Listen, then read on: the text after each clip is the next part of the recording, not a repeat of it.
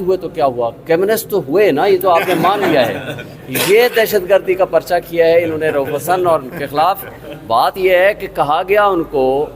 کہ یہ ڈیجیٹل دہشت گردی ہو رہی ہے، وہ D G I S P R کی رپورٹ آپ نے پڑھی۔ جب پولیس تک وہ میسج پہنچا تو انہوں نے کہا جی ڈیجیٹل تو ہم نہیں جانتے کیا ہوتا ہے، دہشت گرد ہم نے بنا دینا ہے، اس کے لیے کوئی مومی لفافہ نکالیں، کلاشنکوف نکالیں، جو طریقہ واردات نکالیں۔ جو آج جس طرح مس یوز آف لا ہو رہا ہے اور بدترین قسم کے قانون کی خلاف ورزی ہو رہی ہے، جو اس کے اوپر اٹیک ہوا وہ خواجہ سراغ کون تھے آج تک اس کا پتہ نہیں ہے۔ یہ دہشت گردی اس کے اوپر ہوئی، اس دہشت گردوں کا پتہ نہیں ہے۔ وہ کاؤنٹر ٹیررزم ڈپارٹمنٹ جس کا کام ہے ان دہشت گردوں کا پتہ چلا ہے، جن کی ویڈیو سی سی ٹی وی فوٹیجز موجود ہیں۔ اور ظلم کی انتہا دیکھیں کہ اسی بندے کو جس کے ساتھ دہشت گردی ہوئی ہے اسی کو دہشت گرد بنا دیا گیا۔ اور یہ نظام کبھی نہیں چل سکتا، نہ یہ قانون کی حکمرانی ہے، نہ یہ آئین کی بالادستی ہے، نہ یہ نظام انصاف ہے، بلکہ جمہوریت کو تماشا اور ڈھکوسلا بنا دیا گیا ہے۔ سے موجود تھے جب ہم نے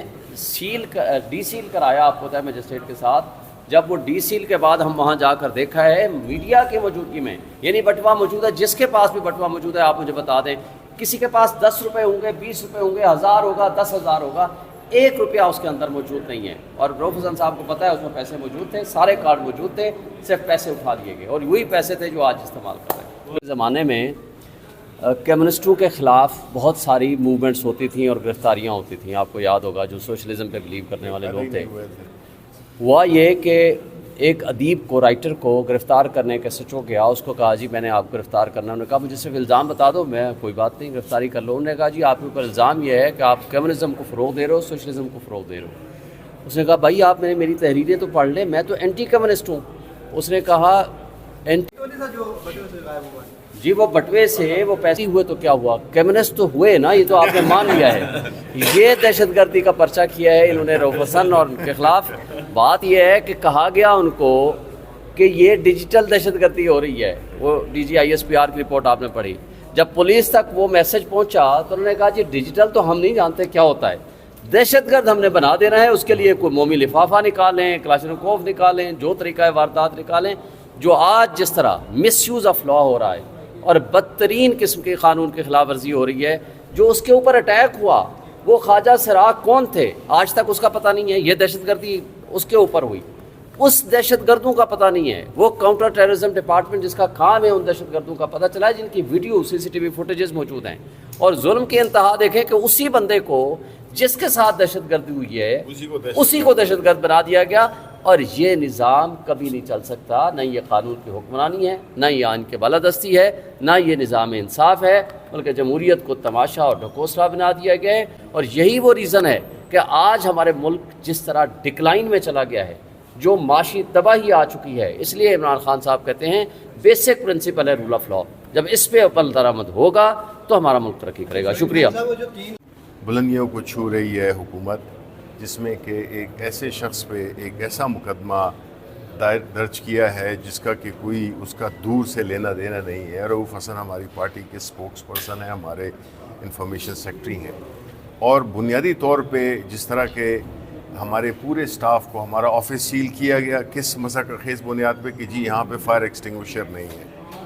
یہاں پہ میں دیکھ رہا ہوں کہ یہاں پہ بھی نہیں ہے، پائپس ہیں لیکن فائر ایکسٹنگوشر نہیں ہے۔ یہ جب کچھ بھی نہیں ملتا تو یہ ایک ایسی واہیات قسم کی ایلیگیشن لگا دیتے ہیں جس سے کہ ان کی پروسیکیوشن جو ہم دیکھ رہے تھے کورٹ میں، جو پروسیکیوشن تھی وہ بالکل آپ بھی وہاں پہ موجود تھے، بالکل وہ بالکل ان کے پاس کوئی آرگیومنٹ نہیں تھا، کیونکہ جب بھی آپ جھوٹ کی بنیاد پہ ایک ایسا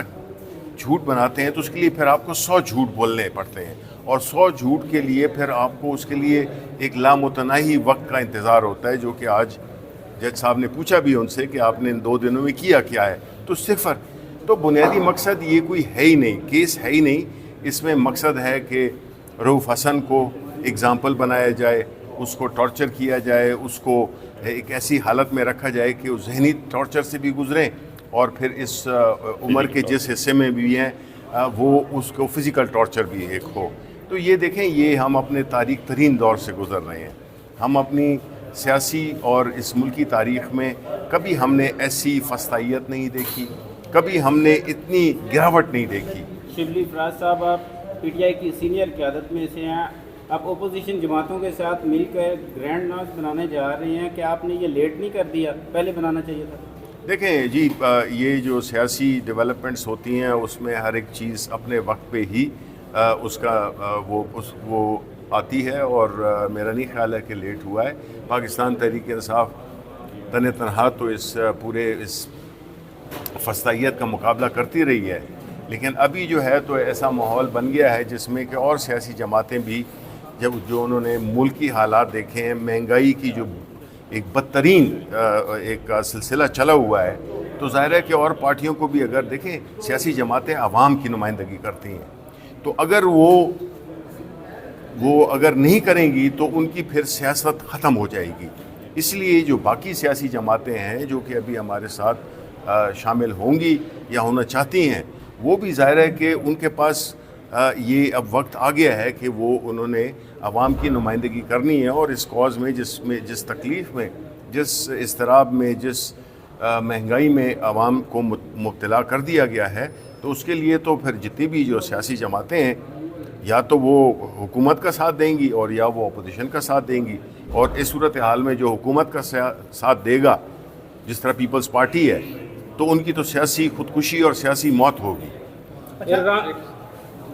جو ہانیہ کا جیل میں، اس میں خان صاحب نے کہا تھا کہ میں پی ٹی آئی کی قیادت کو کہوں گا کہ فوری طور پر جو ہے وہ جماعت اسلامی کے دھرنے میں جائیں اور وہاں پہ شرکت کریں. تو اس پہ ابھی تک میرا آج رابطہ ہو گیا ہے، میں آج جا رہا ہوں،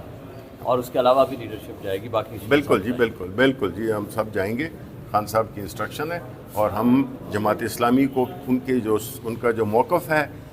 بجلی کے، ان کے بارے میں، بلوں کے بارے میں، اور بجلی جو ایک پورے پاور سیکٹر کے بارے میں اور مہنگائی کے بارے میں، اس میں ہم بالکل ان کے ساتھ، ہم نے بہت دنوں سے ان کو، پہلے دن سے ہم نے ان کو سپورٹ کیا ہے، اور انشاءاللہ ہم ان کو فزیکلی بھی سپورٹ کریں گے اور ان کے دھرنے میں ہم شریک ہوں گے. اسماعیل ہانیہ کا بتا دیں کہ ان کی شہادت پہ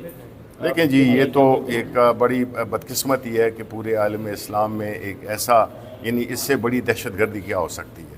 اس سے بڑی دہشت گردی کیا ہو سکتی ہے کہ آپ ایک پولیٹیکل لیڈر کو اس کے کسی بھی غیر ملکی دورے پہ آپ اس پہ ایک ایسا اس کو وہ کرتے ہیں، شہید کرتے ہیں. تو کہاں ہے پوری عالم اسلام؟ کہاں پہ ہے ساری مغرب جو کہ جی وہ بٹوے سے وہ پیسے موجود تھے جب ہم نے ڈی سیل کرایا، آپ کو پتہ ہے مجسٹریٹ کے ساتھ، جب وہ ڈی سیل کے بعد ہم وہاں جا کر دیکھا ہے میڈیا کی موجودگی میں، یعنی بٹوا موجود ہے، جس کے پاس بھی بٹوا موجود ہے آپ مجھے بتا دیں. کسی کے پاس 10 روپے ہوں گے، 20 روپے ہوں گے، 1000 ہوگا، 10,000 ہوگا، 1 روپیہ اس کے اندر موجود نہیں ہے. اور رؤف حسن صاحب کو پتہ ہے اس میں پیسے موجود تھے، سارے کارڈ موجود تھے، صرف پیسے اٹھا دیے گئے، اور وہی پیسے تھے جو آج استعمال کر رہے ہیں.